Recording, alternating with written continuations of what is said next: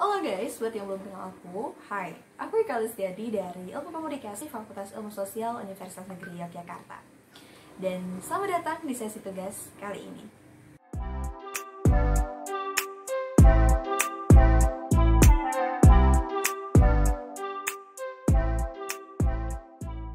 Tahu nggak sih, perkembangan teknologi dari masa ke masa ternyata menyebabkan perubahan dan juga perkembangan pula dalam dunia jurnalistik.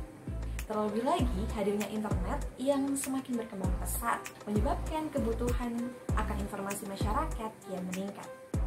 Berdasarkan data Internet World Stats, penetrasi internet di Indonesia berada di peringkat ke-7 dari 11 negara di Asia Tenggara, dengan penetrasi internet yang mencapai 76,8% per Juni 2021. Nah, hal tersebut mengindikasikan bahwa pengguna internet di negara kita mencapai 212,35 juta jiwa dari populasi total yang diperkirakan sebanyak 276,36 juta jiwa. Wow, banyak bukan? Banyaknya pengguna internet pun kemudian mampu meningkatkan minat masyarakat terhadap pers online dalam proses untuk mendapatkan ataupun memperoleh informasi. Dikutip dari laporan Digital News Report 2021 yang dipublikasikan oleh Reuters Institute for the Study of Journalism Oxford University, menyatakan bahwa presentase penggunaan media online sebagai sumber berita berada di angka 89%. Angka tersebut lebih besar dibandingkan penggunaan TV yang hanya sebesar 58% dan juga penggunaan bentuk print yang hanya sebesar 20%. Ternyata hadirnya media online menjadi dasar untuk hadirnya jurnalisme online. Namun, berkembangnya jurnalisme dengan media online membawa karakteristik yang pastinya berbeda dari jurnalisme cetak. Perkembangan internet yang pesat mendorong para jurnalis untuk berpacu pada kecepatan demi meraih untung di tengah persaingan media yang semakin ketat. Alhasil, kualitas berita yang disampaikan menjadi hanya apa adanya. Kecepatan penyajian berita di media online berpotensi menyebabkan masalah dalam keberimbangan dan juga akurasi sebuah berita. Kini, kecepatan seakan-akan dianggap menjadi poin yang lebih penting dibandingkan dengan verifikasi. Pada masa sekarang, tidak sedikit pula teman-teman, media online yang terkesan hanya mementingkan traffic konten berita saja. Ya, cukup disedihkan ketika media online hanya dijadikan sebagai ladang uang bagi kapitalis dan bagi kepentingan politik golongan tertentu.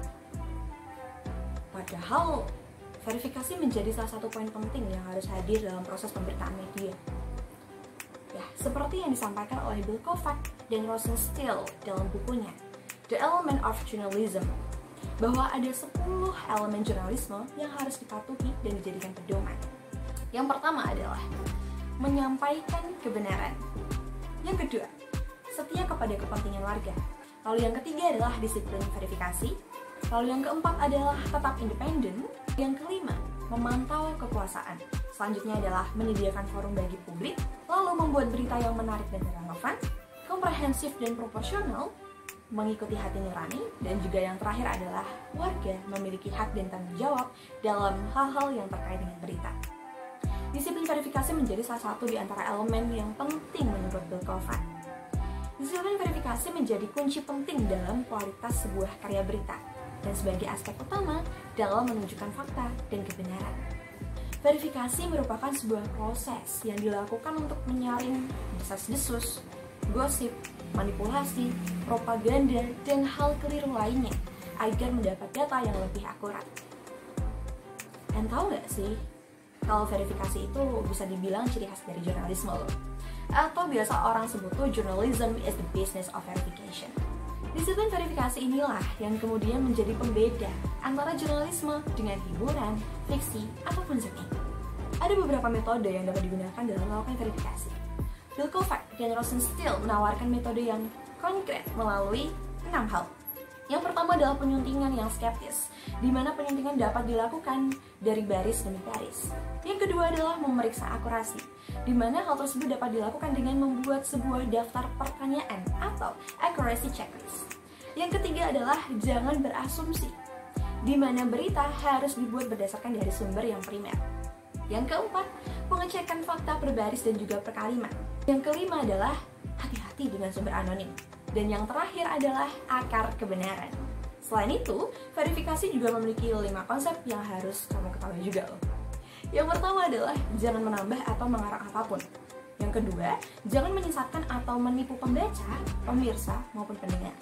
Yang ketiga, bersikaplah transparan dan sejujur mungkin tentang motif dan juga metode yang kamu gunakan.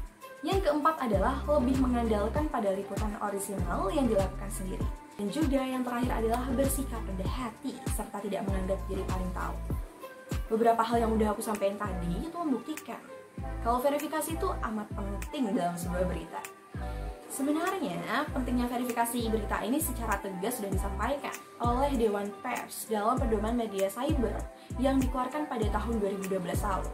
Bahwa pada prinsipnya, setiap berita yang diterbitkan itu harus melalui proses verifikasi. Verifikasi sangat perlu untuk memenuhi prinsip akurasi dan keberimbangan berita, sebagaimana telah ditetapkan dalam Kode Etik Jurnalistik. Gimana? Udah dapet insight baru tentang verifikasi berita? Jangan lupa untuk pahami elemen jurnalisme lainnya ya. See you in the next video. Bye-bye. States